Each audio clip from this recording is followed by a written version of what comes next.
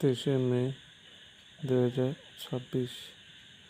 কারণ হলো আমাকে এরকম করার কারণ হলো আমি সিপিএম করছি না তার জন্য, এবং সুধীর সরকারের মেয়েকে বিয়ে করছি না তার জন্য করছি। তাই আমি পড়াশোনার কাছে আবেদন করছি, পড়াশোনা যেন প্রথমত গীতামূলকের বিরুদ্ধে যেন আইনত ব্যবস্থা নেই। কারণ তারা অনেক দিন যাবৎ ধরে আমাকে ওপর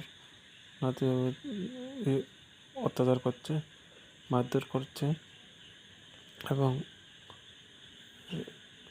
আমাকে লুক লাগিয়ে পানি মারার চেষ্টাও করছে।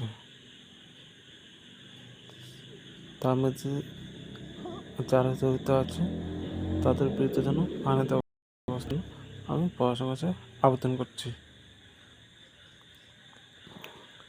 যেন তারা আর এরকম না করতে পারে।